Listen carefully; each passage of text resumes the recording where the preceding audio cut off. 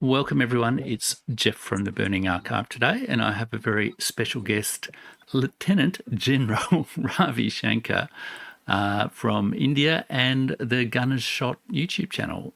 Thank you very much for joining me, Ravi. Oh, thanks a lot, Jeff. Thanks for inviting me over. It's a pleasure to interact with you.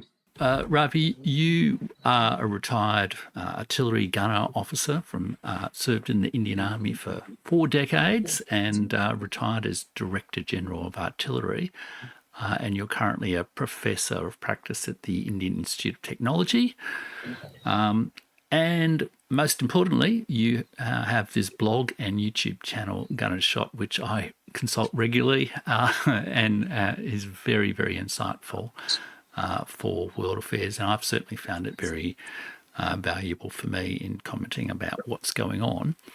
And I was really keen to talk to you about Operation Sindoor because that brief, I guess you could say brief war or conflict, let's say, happened in May. We've had a lot of events since then. And certain images of what happened, or certain stories, I guess, of what happened, have very much established themselves in both mainstream Western media and alternative media, such as geopolitics YouTube channels, which certainly listening to you and many other commentators from India don't seem to quite capture correct events. And you have an exceptional knowledge of this, which I think you've prepared a bit of a presentation to discuss with me. Yeah, sure. But thanks a lot once again for that introduction.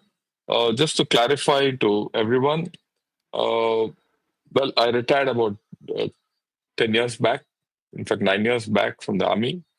Until then, I've participated in all operations which India has had, all conflicts.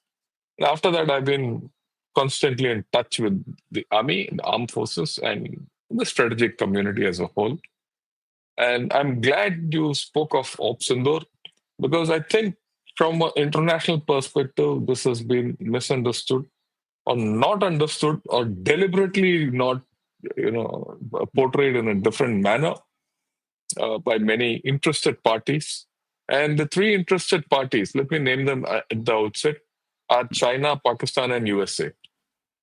And I'm being very blunt about it upfront because they're portrayed as if India lost this war. And they focused on India having lost 6 or more Rafale, which is not the case. And that's the first part of the story. And why they did this is because of purely business interests. Right? The Chinese couldn't stomach the fact that their equipment didn't function. They had to make good that some Rafales were shot and all to prove to the world that the Chinese equipment are greater. And the Americans and probably a lot of other people also picked it up and chose to use that as that Rafales are useless and their aircraft would be a better option for India. So there are huge business interests involved, which drove a lot of things. And the Pakistanis were very happy that they had projected as if they had lost 6 aircraft. Let me tell you, at the outset, we didn't lose 6 aircraft. Mm-hmm. Now, we might have had 1 or 2, which our chief of defense staff himself had admitted, in Singapore, in the Shangri-La dialogue. And then he also said, look, whatever happened, we corrected the thing. And next day, the whole Air Force was up in the air. That's the first part. And secondly, I'd like to state at the outset, wars and conflicts don't get, sorted out or finished by just side you losing one odd aircraft. This, as Clausewitz said, war is politics by other means. And as Mao said, war is politics with bloodshed, and politics is war without bloodshed. So you put this in the whole thing, you might lose blood, you might lose weapons, but have you gained strategic objectives is the larger issue of any war. And in that, I can unequivocally state to all your audience, right, that Operation Sindoor was an unqualified success for India from any point of view. Mm-hmm. That's the important thing which people have to understand. And as we go along, I'll explain to you. But before that, I'll just leave this business of, I'll kill this business of aircraft losses and all that. Mm. I wonder if you know that the Allies lost more aircraft during the Second World War than Germany when you compare to Germans. And we all know who lost the war ultimately or who won the war. So winning wars and losing wars is not a matter of losing weapons. And to my way of understanding, and it's an, to any harebrained army or a politician or any kind of a guy or an armed forces character has to will always tell you it doesn't matter what you win or lose in war. Ultimately, have you gained your political objectives, right? And being a historian, I agree you'll understand this better. Totally. So with this, let me put across a presentation to you as to what happened in Sindoor, and then we'll take it forward. Feel free to ask me questions when I go through this presentation. I'd like to explain to all your audience what is Sindoor. Sindoor is the vermilion which a lady puts on her head, a married lady in our culture, and this was why disturbed brutally, right? And during the Pahalgam attack on April 22nd, where Pakistan-based terrorists came and shot people, shot men in front of their wives, and to the extent of asking them to take their trousers down to prove whether they're Hindus or Muslims, and then shot them in cold blood. And then they told all the ladies who were begging those people to leave their husbands off, "We're not interested in what you wear in Sindoor. Please go tell Modi that we have done this." Right. So we have had no doubts about who did this, where it was sponsored from, and all that. So we'd done that. And we did Op Sindoor. And that is the significance. This operation was carried out to send a message to Pakistan and ensure that, the sanctity of Sindoor is not lost. Okay, having said that, I need to take you back in time because unless you understand, and all of you don't understand what the Pakistani strategy with India is, you will not understand what happened in Op Sindoor. Ever since 1971, when we dismantled Pakistan and broke it into Bangladesh and Pakistan, Mm-hmm. they've been at it to get back at us. Kashmir is just an excuse. Kashmir is not their main thing. It is basically to do something against India. And this is something, it's revenge against India. And this is the Pakistani mindset. In fact, it's not the Pakistani mindset, it's the mindset of the Pakistani army. And all of us know and that the Pakistani army is the nation. Right? After all, the Pakistani army is the only army with a nation called Pakistan. So their strategy is to get back at us. There have been three main, across the spectrum of war. They've been used proxy war based on terror, conventional war, and nuclear overhang. Right? They started, they started using proxy war based on terror, and when we wanted to, respond in a conventional manner, they've always used the nuclear overhang or the nuclear threat. So, as a result, the space for conventional war has been restricted. And this started actually in 1991 during Kargil.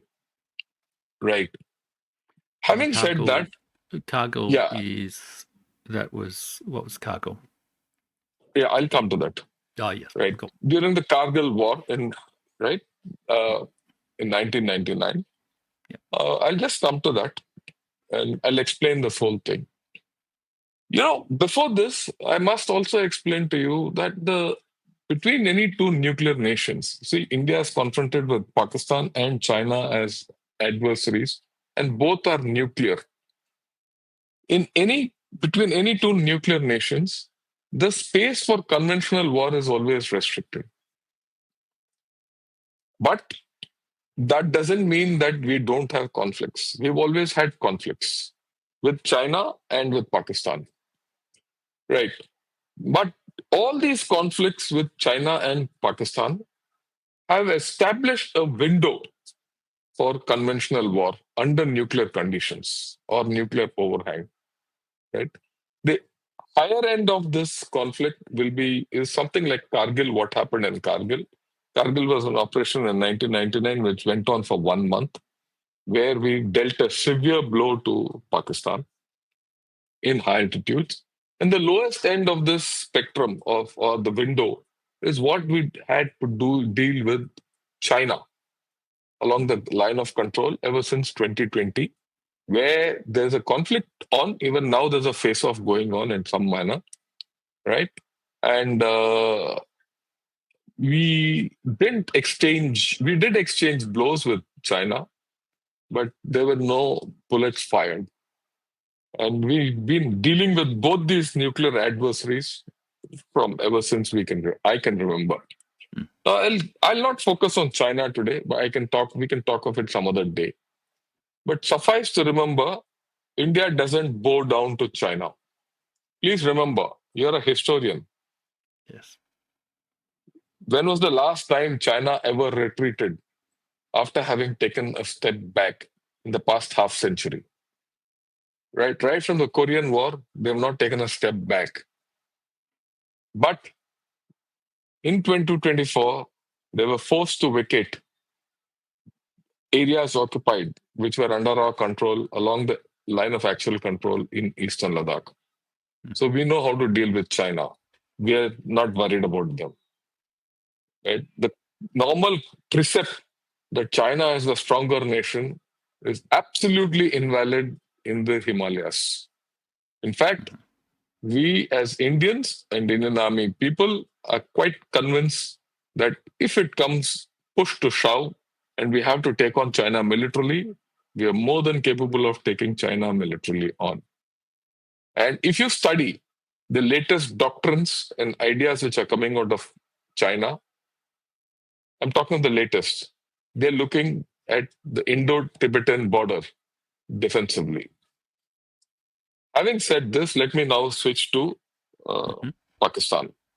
So you said, what is Kargil? Okay, Kargil is here. Kargil is is a township in Jammu and Kashmir. In '99, we had a month-long war with them.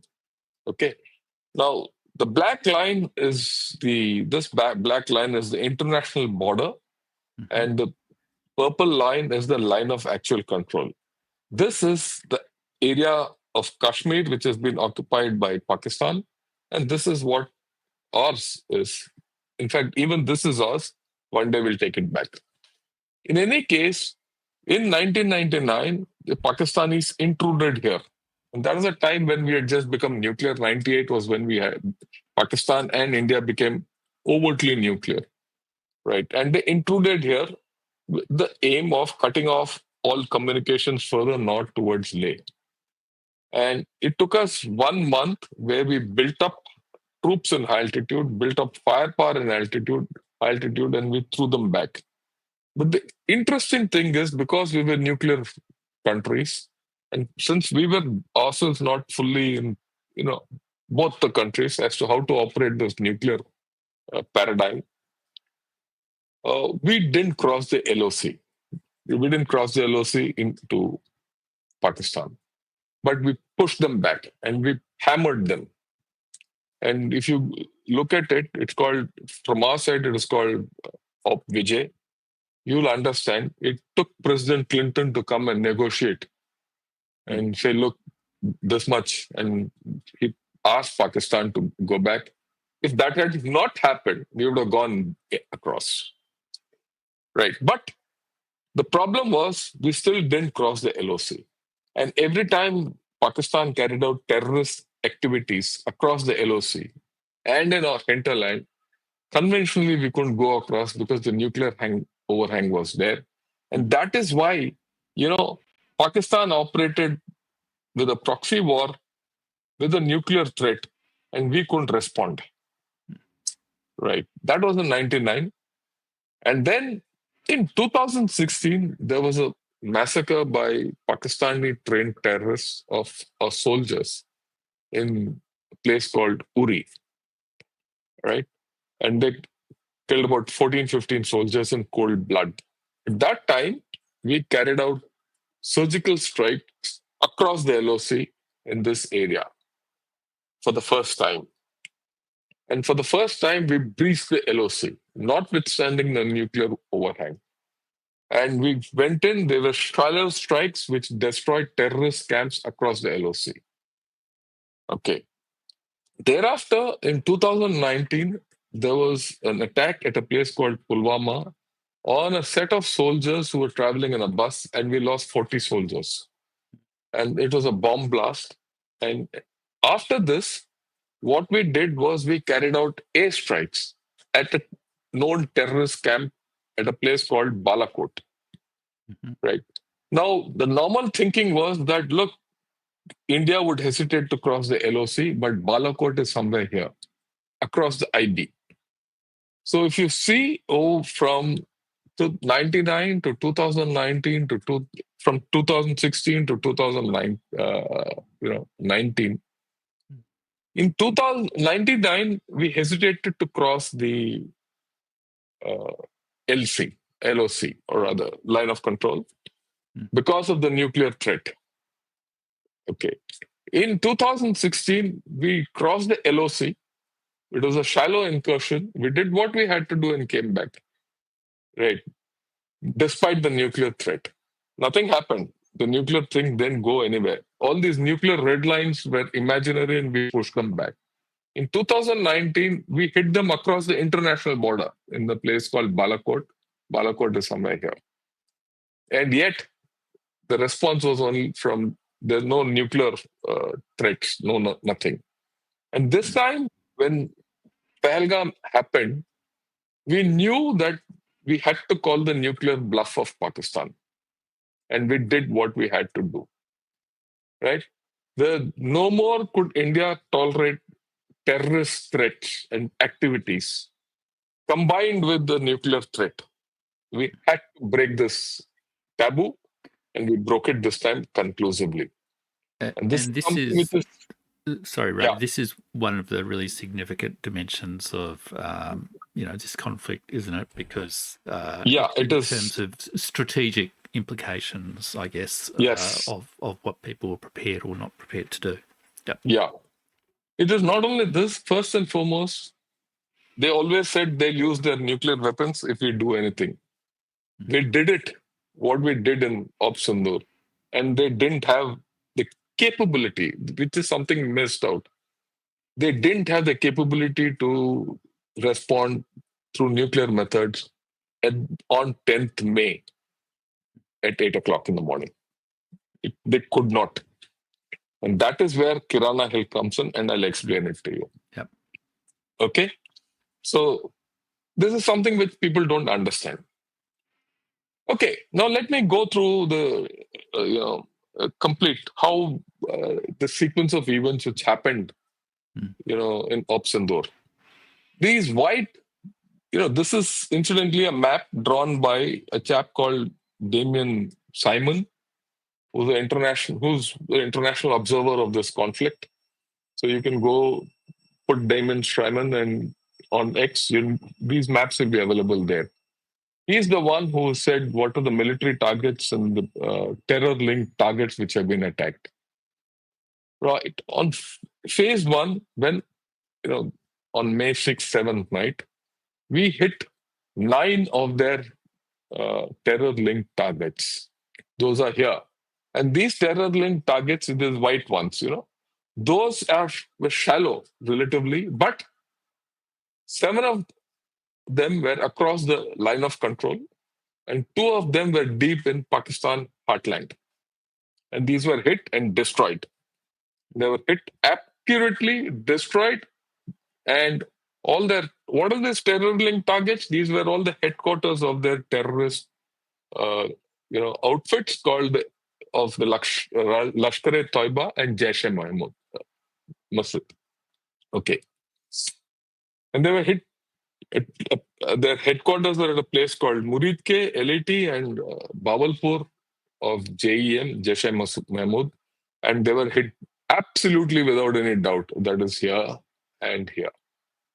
Heartland. 7 of these targets were hit by artillery and Indian Army, and 2 of these targets were hit by Air Force because they were in depth. Now, Pakistan claims that when we carried out this operation, they've downed 6 Rafales or 6 aircraft.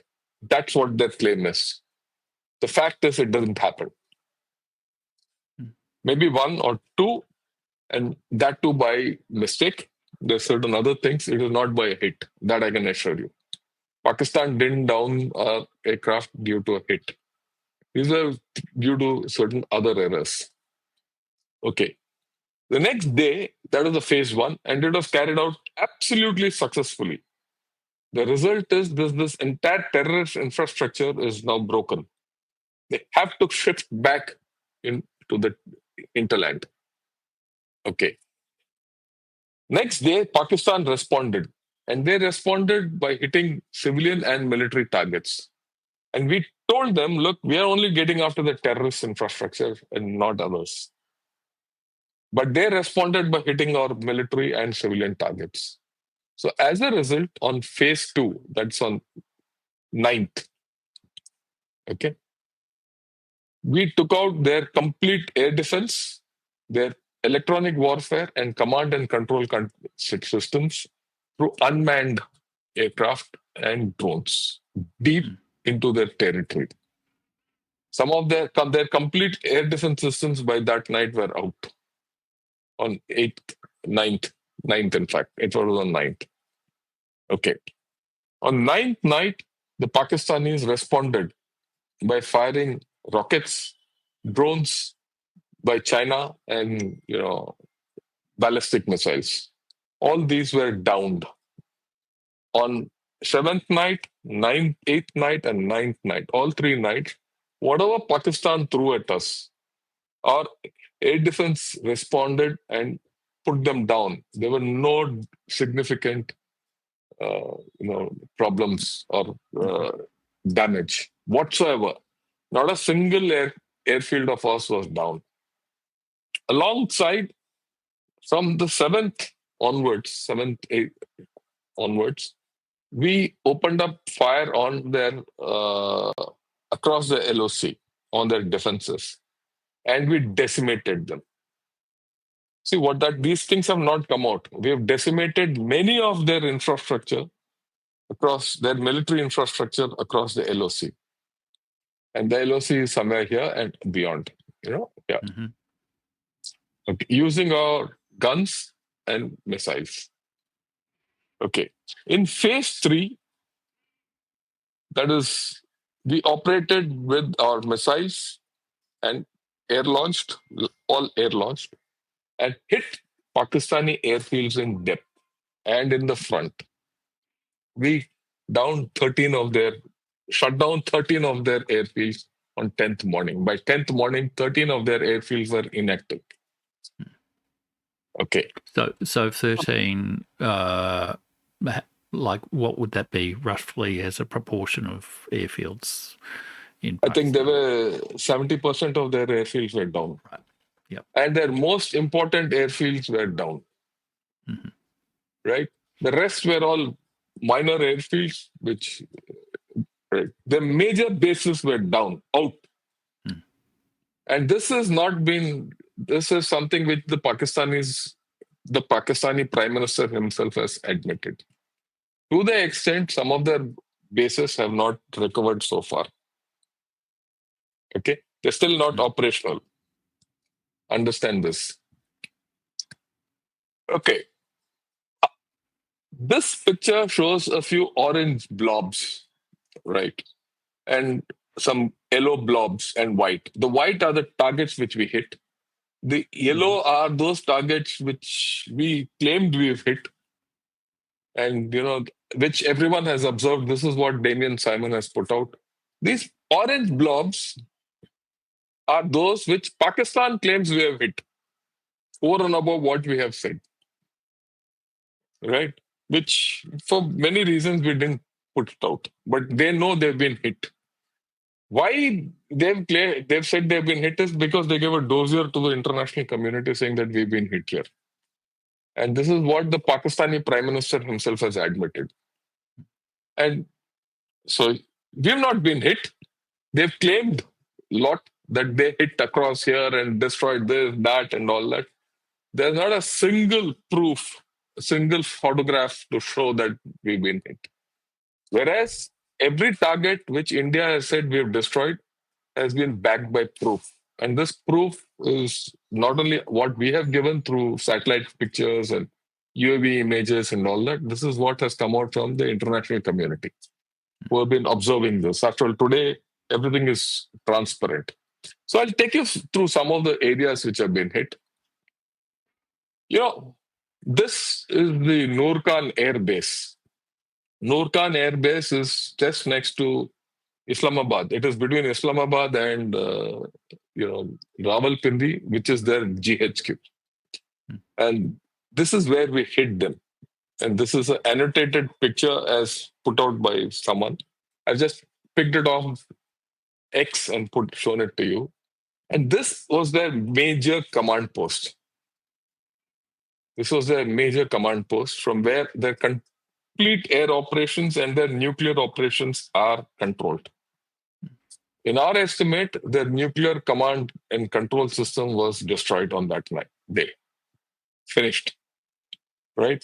And so far, this has not been recovered. Nothing has happened. Okay. And can I just ask one question? Yeah, please. Here about, yeah. Please go ahead. Because I think I'd heard with Norcan Air Base that it may have had American personnel at.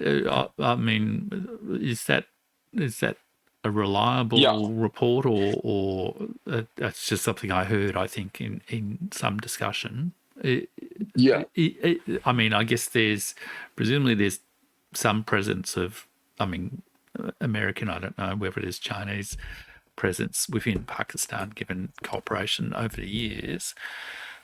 Is this one of those sites? Yes, this was the site. I'm not claiming that Americans were there or Chinese were there. I'm not going to suggest this. Well, the Pakistanis themselves have said so. Right? One thing is for a fact that the Chinese ambassador, till 10th morning, till the time we hit them, was sitting in the Pakistan operational room, situational room. And when he saw the kind of devastation, that's when he left that place. So the Chinese were hand in glove with the Pakistanis completely. Right. So the Norcan base is still destroyed, and their command and control setup has not come up back on track. Right. This is Sargodha. This is Sargodha Air Base, which is the biggest air base and which is the base from which they can fire their nuclear aircraft or nuclear aircraft enabled to throw up nuclear bombs. Right. This is a crossed aircraft. It's a double aircraft. Runway. It operates in a thing. We hit the cross at the center, and the main runway was hit at a different place. As a result, they could not use this runway at all. They could not use Sargodha. And this is Kirana Hills, and this is where it was hit. Like I said, look, this is the Damien Simon at Dead Trespa. You can go to his site, you can go to his handle and see what you have to do. I don't have to tell anything. I'm taking his pictures and showing you. I have pictures which I'll not show. Right. Okay. So the Kirana Hills were hit. Okay. Oh, This is of July 18th. What I want to show is July 18th. Till July 18th, no one from the international community spoke of Kirana Hills. 18 July, Damien Simon comes out and says Kirana Hills was hit. One of the air vents in that place was hit. And if you go on the Google map and see Kirana Hills, you know it's a military installation. And you go further in and you'll see that, look, the air vent was hit. Americans did the similar thing when they hit Fordo. They hit the air vent. We also hit the air vent. Please understand this. In fact, they took the playbook pause was taken by the Americans. They was won't wondering that admit it. because the Iran strike was about a month, 2 months after Corona. Yeah. In fact, if I look back, the Iranian, so the US and the Israelis just copied what we did. Okay, and we hit. There was a nuclear cook-off here. I'm not saying we hit the nuclear weapon systems and all. We are definite that this is the nuclear site where they store their nuclear weapons, because this is the nuclear. The Saroda is their main base, and something happened that day. Because what one heard, I wouldn't say heard, this is all again from the international media. There was an aircraft full of boron, which was brought from China to this place to contain the risk of nuclear whatever. And after that, this site has not been opened. No one has entered Kirana Hills after that. Okay?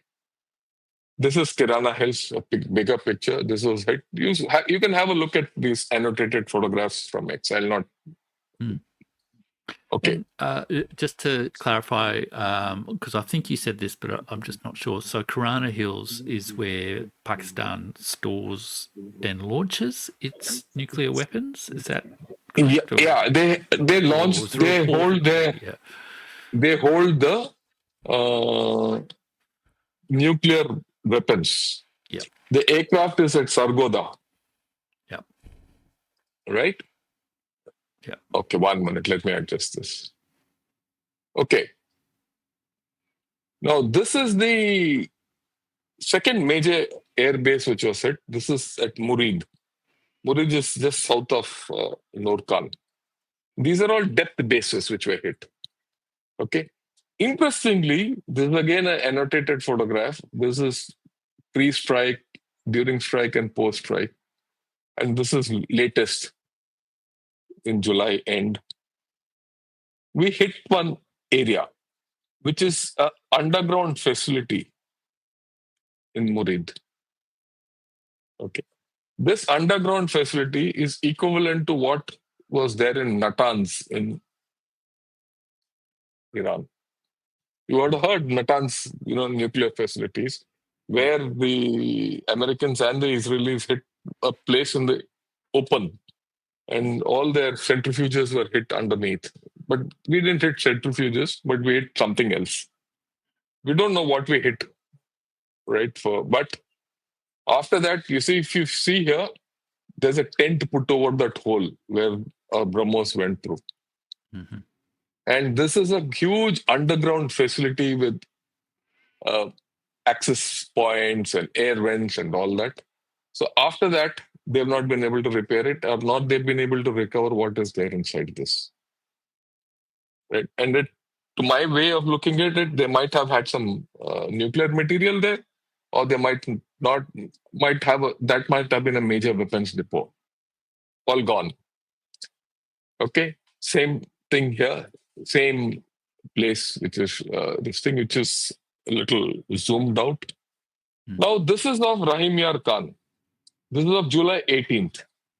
They've issued a NOTAM. It says Rahimar Khan, the runway struck by India in May 2025, now remains offline, estimated till 5th August. Now, they've issued out another NOTAM which says till 15th August it will be out. Every 10 days, they are issuing out NOTAMs to say that this runway is not operational. And Rahimar Khan is a pivotal air base. I'll go back and explain to you. This is Rahimar Khan. This is a pivotal forward air base, without which their operations north-south can't function. And so far, they're out. It's non-operational, right? Okay. This is Air Force Base Bolari. This is the place where we hit them. And this is the current status where they put a top lane on top. Right. And Bolari was the place where they had their AVAX. And that's gone. No one's going to admit it, but we know it's gone. Okay. This is Jacobabad. Now, Jacobabad also houses nuclear capable aircraft. That was hit. And now, where is Jacobabad? I'll have to go back to that map. This is Jacobabad. Mm-hmm. It's in the rear, right? And this was one of the major bases used by the US Air Force when they were operating in Afghanistan. Yeah, Jacobabad was hit. This was also put out. So the two main air bases where they could operate their nuclear capable aircraft were put out of action. Okay. Mm. Okay. Yep. You see the runway is gone completely. Yep. Okay. And this is at Rahimar Khan, which is still not operational. There was a huge crater which is not gone, and after that they have not been able to think.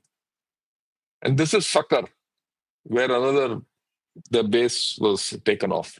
And here the news we have is they lost some of their fighter aircraft. Yeah. Okay.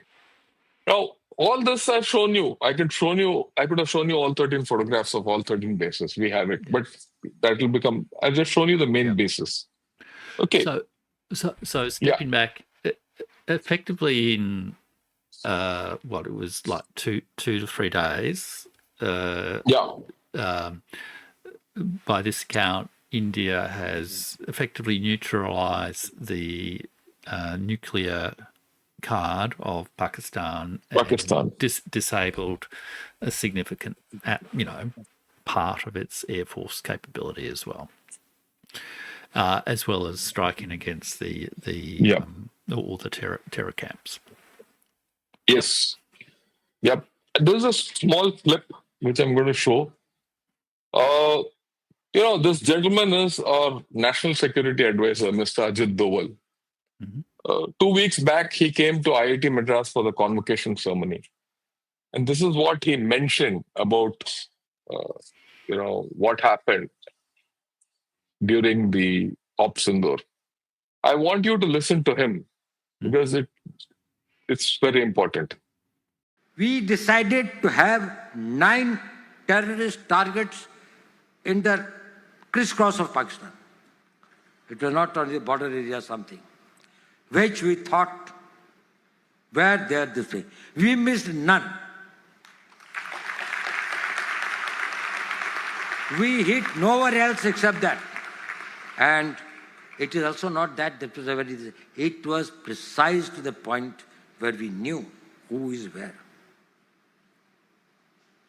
Entire operation was started at 5 minutes past 1 and was over at 28 minutes past 1. 23 minutes.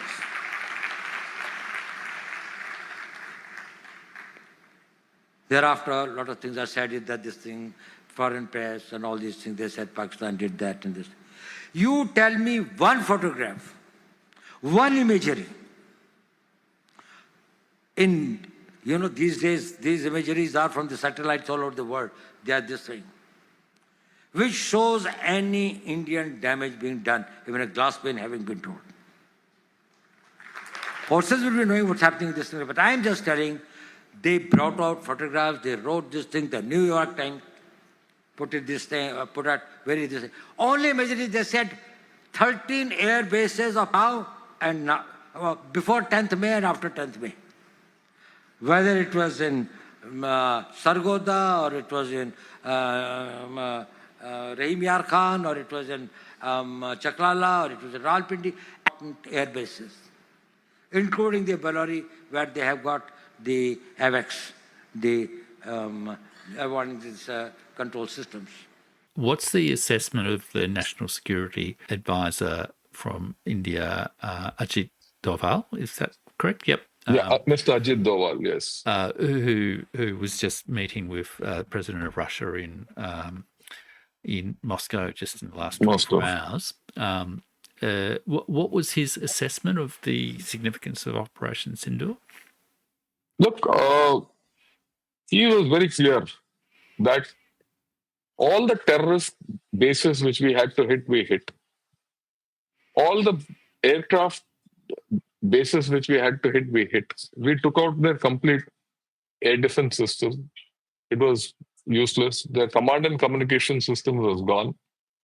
And his challenge to the international community is that show me one photograph where even a glass pane in India has been broken. It's not been shown so far. Okay. Yeah. And the open challenge, I give it to Pakistanis, Americans, Chinese. Not been, right? So let me come to the thing. Yep. What is the strategic balance sheet of Operation Sindoor? Okay. It is this. I put it in bullet form so that everyone understands. 9 terrorist bases were destroyed, and their terror-related infrastructure has been dislocated. They have to establish themselves everywhere, whatever. The Pakistani air defense, electronic warfare, communication networks have been rendered inoperative. So far, they have not been recovered. They have not recovered themselves. Because these networks cannot be recovered so easily.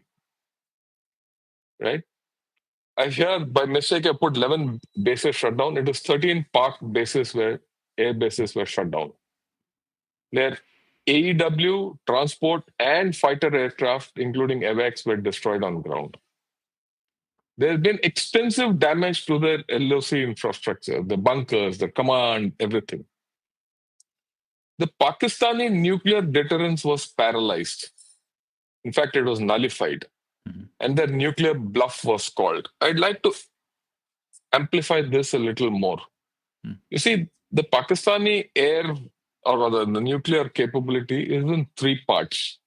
The first part is the tactical nuclear capability, which is defined by Nasr missiles, which are short-range missiles, which are meant to stymie any ground offensive from our sides. The second component of the Pakistani nuclear capability is the air-delivered component. The third component was the missile-delivered component. On 10th May, all 3 components were neutralized. And I'll explain it to you why. The tactical nuclear weapons, they could not utilize because there was no ground offensive from our side. Their air capability was neutralized because Kirana Hills was hit. Their, Sargoda was hit, Jacobabad was hit, Shankar was hit, and Murid was hit. All their major bases from where they could operate aircraft with their nuclear capability were inoperative. Norcan Base, their major command and control center, was hit. They could not communicate with each other. Their air defense was down. That is why we could operate at impunity across the length and breadth of Pakistan. They had nothing. If we had carried out air operations against them, we could have hit them, even with our air force. They didn't have the capability of retaliation. As a result, they could not even think of getting their nuclear missiles out or rockets out. Because if you for any military man will tell you that if you have to operate the nuclear weapon systems, you have to have air defense. And that is what, you compare it, what Israel did with Iran. They first took out the entire air defense systems of Israel. As a result, Iran could not retaliate through missiles till much later. And these people hence could not get their missiles out without the air defense. And if their missiles had come out, we would have hit them. So The Pakistani nuclear capability on 10th May was rendered inoperative. Right? That bluff was called. Right? The Pakistani missile military losses are pretty significant. With the current state of Pakistani economy, I don't think these can be recovered or recouped so easily. Even now, they are vulnerable. The Chinese missile systems proved ineffective.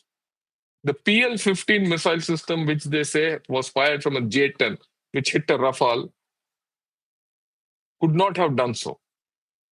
For the simple reason, the PL-15 has been claimed to be a dual-engine system with a capability of 150 kilometers range. But we've recovered a PL-15 on ground, and we have got it reverse engineered or reverse examined. It is actually the PL-15 is a single engine or a single thrust missile, which doesn't have the capability of more than 70, 80 kilometers. In the event that both the set of aircraft were well beyond 40, 50 kilometers from each, their respective IBs or the international boundary, and the gap between both the air forces were over 100 kilometers, the PL-15 could not have hit a Rafale. This is a myth. Okay. The Chinese and the Turkish drones were ineffective. They were all brought down. The Chinese gun systems failed across the LOC. Right. Their HQ-9 air defense system failed. They were penetrated and were brought down. So the Chinese weapon systems also failed miserably in Pakistan. On the other hand, our indigenous systems were very effective, and we were using them networked with AI or air defense systems or air network systems, and we had modernized our old systems to operate well against, the UAVs and missiles. And we were even successful in shooting down their ballistic missile, deep 160 kilometers within our territory. The Brahmos missile system, which is completely indigenous, is a complete success. Today, there are over 15 countries lined up to say we want to do deal with the Brahmos missile system. And 2 days back, the Philippines president was in India, Ferdinand Marcos Jr., to say we want more Brahmos. And he said we are very happy with the Brahmos. And they're using the Brahmos as a deterrence against the Chinese.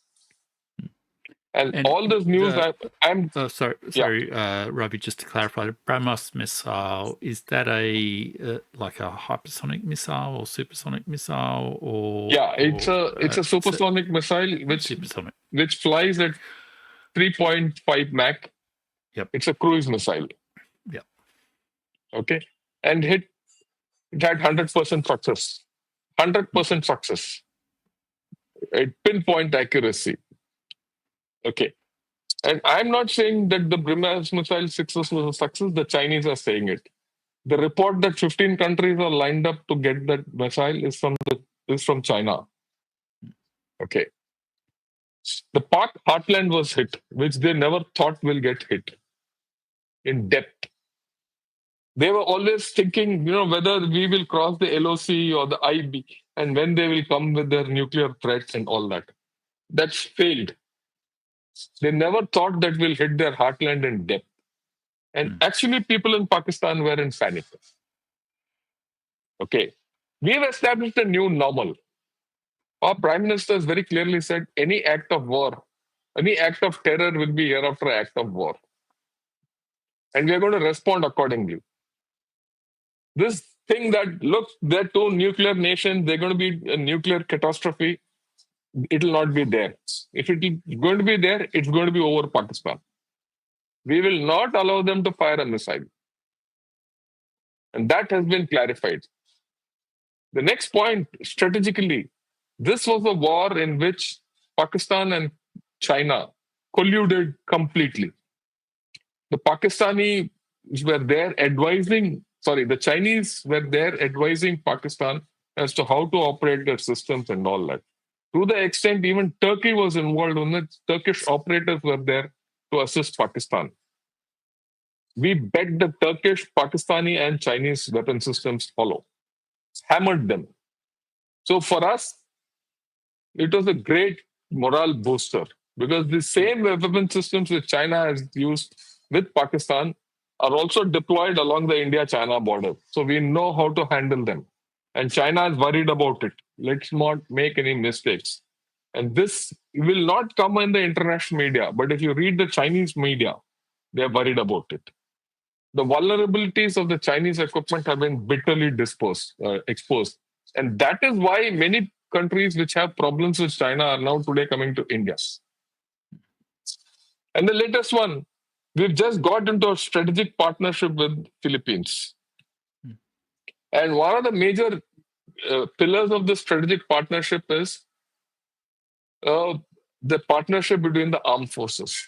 There are MOUs signed between the Army, Navy, and Air Force. Okay. And The only thing I'd like to say before I close this last sentence, then I'm open to all your questions. Yep. People of India were not happy with the government of India for accepting a ceasefire request. We wanted it as a whole to continue for 2-3 days more so that you could finish off Pakistan conclusively. And for many reasons, which I am with the government of India, the fact that the government of India terminated this conflict and had a very clear exit from the conflict. Conflict termination was there is something creditable. Our strategic objectives were completely met. We have, deterred Pakistan for a long time to use their nuclear weapon systems. We have the capability of handling Pakistan and China together. And Pakistan has to think 10 times before it does anything else. Their terror network has been completely dislocated. They have not got their feet back. And they are in nuclear chaos because the articles which you see, these are all articles from Pakistan, right? They have a doctrinal dilemma. That's the least. They're talking of, can Pakistan-India nuclear deterrence hold? Because from their side, it cannot hold. And they have problems with our systems. So if you have a look, they're thinking what hit them. And all their articles and their major analysis by their experts suggest to us that internally, they know they've been hit badly. Yeah, you can take this slides off and now we can, So this is what I thought I had to put across to all of you and all your viewers as to this is what happened. The strategic outcomes of Sindoor were very clear. For us, we are very clear what happened. We know what we have achieved. Pakistan and China have to think many times before they try to be very tough with us. I wouldn't say very tough, even tough with us. Because like I told you, over the 4 years from 2020 to 2024, we have confronted China. China came to us across Eastern Ladakh and initially said that we're going to settle things as per our terms and conditions. Over 4 years back, for the first time in the history of China and PLA, they've gone back by 15 kilometers. They've actually gone back physically by 15 kilometers after destroying their bunkers, which they had built in our territory. And they're there now. We've pushed China back over the past 4 years. We've handed Pakistan a resounding slap. And the combination of Pakistan and China, which will be the normal for us going forward, we know how to handle. So I rest my case here. Your questions. Well, that's incredibly insightful and valuable presentation, General Shankar. Thank you very much. There is a French historian who's Emmanuel Todd, who's written about the Russia-Ukraine war, who I've talked about quite a lot on the channel. I'm not going to talk about his specific ideas there, but he says in his book about the Russia-Ukraine war that war is a reality test. And one of the lessons of the Russia-Ukraine war is the West, had lost touch with reality a little bit. and is maybe still learning some lessons. In some ways, it seems to me, I guess Operation Sindoor has been a bit of a reality test about the relative capabilities of India, China, others as well. And people are perhaps slowly realizing that India's a much more capable and assertive power in the world than perhaps we've grown used to thinking. Would you agree with that? I think the faster the world realizes this, the better it is for the world. One of the reasons why, probably USA, took umbrage to what we have done is we have destroyed their ideas in Pakistan, right? So that's why Trump is misbehaving. Of course, there are other issues. The fact is that, it doesn't pay for anyone to underestimate the other person. For a long time, people all over have been underestimating India. We've shown what we have to do with China and Pakistan over the past 4 years. No one has come and helped us. Yeah, I'll acknowledge that USA did help us in certain, intelligence issues and things like that. But we've handled China on our own. Pakistan also, and a combination on our own. And we'll handle them in future also. And that is why I always felt that, India, Japan, Australia, and USA, and the Quad have to be on one page to handle China. I mean, I have no doubts. Well, but things it appears that USA has doubts. And I wanted to ask about the nuclear dimension of this particularly, because I was on another YouTube channel, Neutrality Studies with Pascal Attaz, and it just happened to come up that we ended up discussing the fact that there's been several events in the last 6 months where there's been and I wasn't sure what the right term was, so I said like an asymmetric attack on nuclear capabilities of states. So there's the Karana Hills, so conventional, if you like, conventional attack on nuclear capabilities of Pakistan.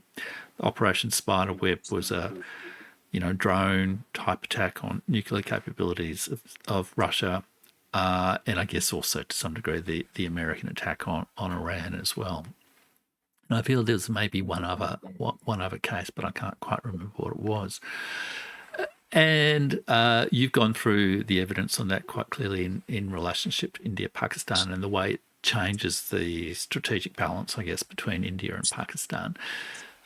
But is this an issue of broader concern in terms of how it maybe, I guess, destabilizes the, calculus about risks of nuclear war? I mean, if there can be these kind of attacks?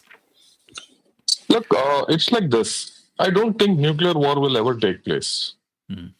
Responsible nuclear states will behave responsibly. It's the maverick states who one has to worry about. After this, China has also learned. The Chinese are not fools. Why I'm saying China is supposed to be the great nuclear power of this, and they're expanding their nuclear capabilities and military capabilities, superpower status and all that. And yet they don't tangle with us. With China, we don't talk nuclear at all. Right?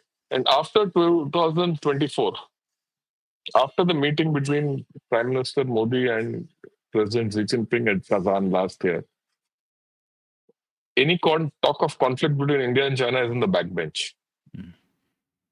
So there's stability. There is stability. Again, when you talk of, say, any other for us, but it's Pakistan which is the instability factor.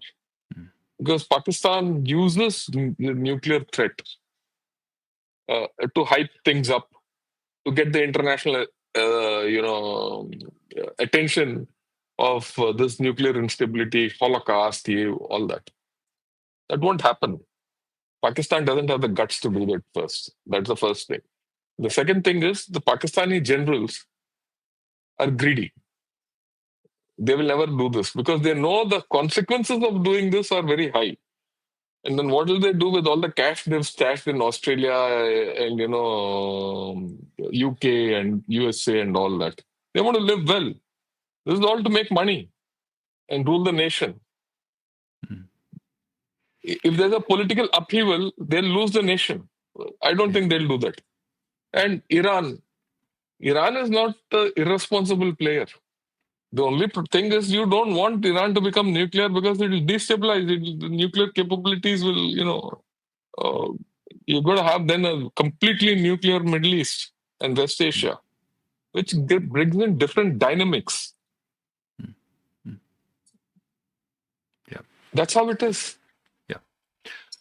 I mean, the India-China relationship, I guess it's part of the tension in this situation, and that's a super complex issue, which perhaps we'd have to leave for another day. But do you think Operation Sindoor's affected the China-Pakistan relationship? Definitely. Definitely. There are tensions between Pakistan, China, and USA. You see, once Operation Sindoor finished, and then Mr. Trump jumped into the thing and started saying, look, I've enforced this ceasefire, which he didn't, right? And then after that, this Asim Munir, the self-promoted field marshal, had his lunch out there with the president of USA. And then Pakistan helped USA go into Iran. All these things have happened, right? And now America has put its foot in Pakistan. And that has threatened China. People in China, if you go into Weibo and those articles within China, Guancha and all that, they say, look, what has Pakistan done? Right? They put all our assets at risk. If we give any frontline equipment to Pakistan, tomorrow they'll be available to USA. So this is what they say. And why should we support Pakistan? This is a country which has taken all these items on loan from us. They're not yet repaid. And now, if they can repay, they've lost this war. Or what? I mean, they don't say lost this war because obviously, but they've this thing. And they're going to become friends with the USA. So actually speaking, to a large extent, Pakistan has become the new battleground between China and USA. So obviously China is not happy. And now Trump says, I'm going to invest in Pakistan for oil and crypto and all that, and minerals and all that. But Trump doesn't seem to have anything except minerals in his eyes. That's why he did the deal with Ukraine also. So the equations are changing. So each of them are threatening each other's interests. So there are problems, but then there's a fundamentality to this whole issue, which we cannot.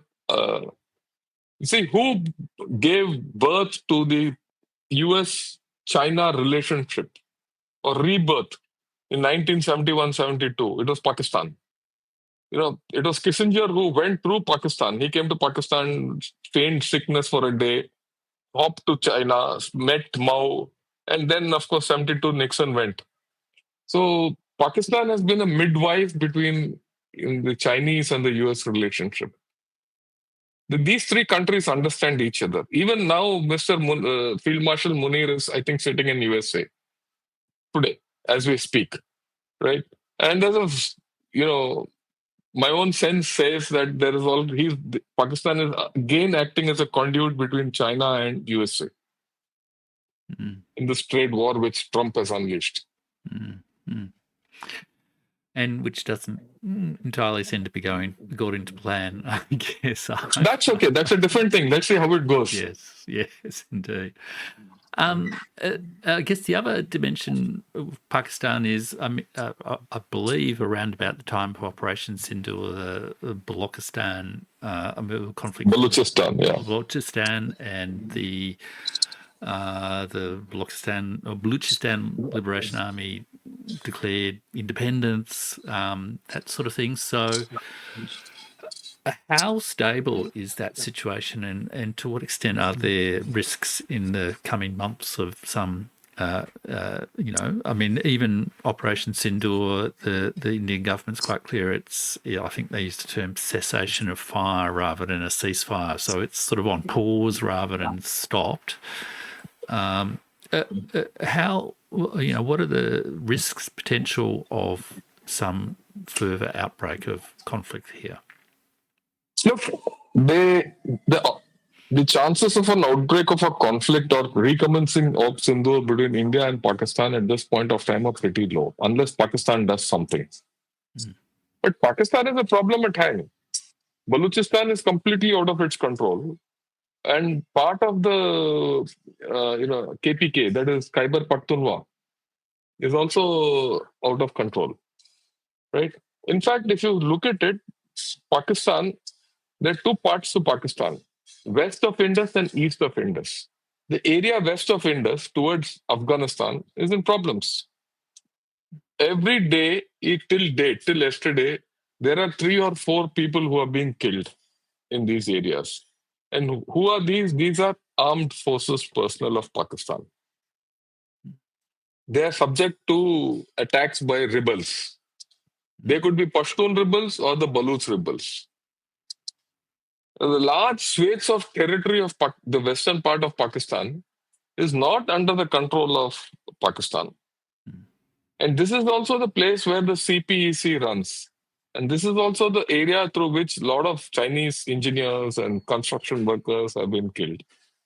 And this is also the area which the Chinese are concerned about. They are pressurizing Pakistan to safeguard them. Otherwise, the CPEC is at risk. And there's another aspect in which China is not happy with Pakistan. And this will not go. This will not go away. For the simple reason, I mean, Pakistan is not a natural state. It's an unnatural state. It doesn't have a fundamental ideology. It doesn't have a common culture. And because of that, each province of Pakistan looks in different directions. And this will continue. This will, in fact, continue. And Pakistan has other problems. It's whether you call it's poverty, call it education, and things like that. You see, ultimately, nations have to survive not because of their militaries. Nations have to survive because of their people. So that's the challenge ahead, I guess, for Pakistan, isn't it? Fascinating. And I guess maybe just one, it's been an incredibly insightful discussion, Ravi. I guess maybe just one more general question towards the end. I mean, obviously I'm from, well, perhaps not obviously, Australia. I am from Australia. Yeah. Sometimes people on YouTube think I'm British because I don't know, I mustn't speak in a strong enough of an Australian accent. But how is, I mean, you mentioned the Quad, but I'm curious, how do strategic thinkers in India perceive Australia's role in, current world politics? I mean, look, are we significant at all, or how is Australia perceived by India? Look, the first thing is, till 2020, Australia and India had very good cricketing ties and nothing else. We were very great at, playing cricket and all that. And after that, the Border Gavaskar trophy was great and nothing else. But I think after that, things have changed significantly. And India values its relationship with Australia, right? Quite a bit. Now, when you look at Quad, the strategic capability of Quad. You're talking of Japan, India, and USA, which are 3 of the top 5 economies in the world. You add that with Australia, which is one of the top 10. So 4 of the top 10 economies in the world, right? Then you have two of the top consuming economies in the world, India and USA. One great exporter, producer, Japan. And you have Australia, which is full of natural resources. Australia and even One USA of is the full world's of biggest natural miners. resources. Yeah, miners. And you have enough technology between the four countries. I think we could have done a hell of a lot more. The potential of Quad is huge. And that is why China fears Quad. I'm using the word China fears Quad. But has that potential been converted into a reality? No. It's not been converted into reality. It has not been converted into reality for many reasons. Right? Because for long, for Australia, Japan, and USA, the concept of Quad was to contain China in the Western Pacific. Whereas India didn't have any interest in the Western Pacific. India has interest in the Indo-Pacific, the Indian Ocean part of it. For some reason, we have not been able to come to a balance as to what will be done where. And I think that's where the Quad has gone completely off, been completely wrong. Right? You see, whether you've done anything with China in the Indo-Pacific, in the Western Pacific or not, but the Quad, by not taking good action, has lost a lot of ground in the Indian Ocean. And the action has been in the Indian Ocean, North Arabian Sea. The action is here, and the focus is there. So I think somewhere the Quad has acted at cross purposes with the ground reality. And it's understandable that, Australia might feel that what do I have to do in Indian Ocean? In the same way, what does India have to do with the Western Pacific? Or for that matter, what does Japan have to do in the Indian Ocean?